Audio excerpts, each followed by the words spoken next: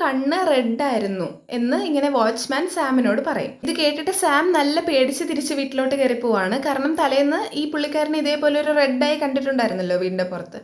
അന്നേ ദിവസം രാത്രിയും ഇതേപോലെ തന്നെ ഡോർ ബെല്ല് അടിക്കുകയാണ് സാമിൻ്റെ വീട്ടിൽ.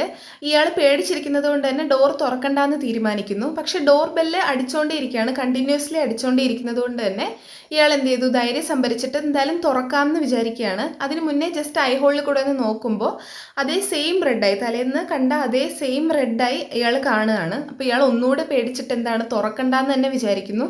പക്ഷെ ഡോർ ബെല്ല് അടിക്കുന്നത് നിർത്തുന്നില്ല, ഇങ്ങനെ കണ്ടിന്യൂസ് ആയിട്ട് ബെല്ല് അടിച്ചുകൊണ്ടേയിരിക്കുകയാണ്. അപ്പോൾ ഇയാൾ എന്തായാലും തുറക്കാൻ, കയ്യിൽ വടിയുണ്ടല്ലോ, എന്തായാലും തുറക്കാമെന്ന് വിചാരിച്ച് ഡോർ തുറക്കുമ്പോഴത്തേക്കും പുറത്ത് ആരെയും കാണില്ല. അതുപോലെ തന്നെ പുറത്ത് ആരുമില്ല.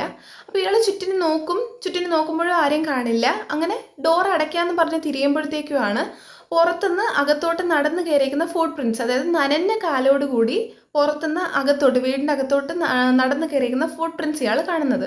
ഫുട് പ്രിൻറ്റ്സ് പോയ വഴിയെ ഇയാൾ നോക്കുമ്പോഴത്തേക്കും ഇത് പോയിരിക്കുന്നത് ഇയാളെ ബെഡ്റൂമിലോട്ടാണ്. സാം ഇങ്ങനെ ഈ ഫുട് പ്രിൻറ്റ്സ് തന്നെ നോക്കിക്കൊണ്ടിരിക്കുന്ന സമയത്താണ് ഡോർ ബെല്ല് വീണ്ടും അടിക്കുന്ന സൗണ്ട് ഇയാൾ കേൾക്കുന്നത്. ഡോറ് തുറന്ന് കിടപ്പുണ്ട്, ഇയാൾ ഡോറിൻ്റെ സൈഡിൽ തന്നെ നിൽപ്പുണ്ട്, എന്നാൽ ഡോർ ബെല്ല് അടിക്കുന്നുമുണ്ട്. എന്താണെന്ന് അറിയാൻ വയ്യാതെ ഇയാളിങ്ങനെ ശ്രദ്ധിക്കുമ്പോഴത്തേക്കുമാണ് മനസ്സിലാവുന്നത് ഡോർ ബെല്ല് അടിക്കുന്നത് പുറത്തുനിന്നല്ല, എന്നാൽ അകത്തുനിന്നാണ് ഡോർ ബെല്ല് അടിക്കുന്നത്.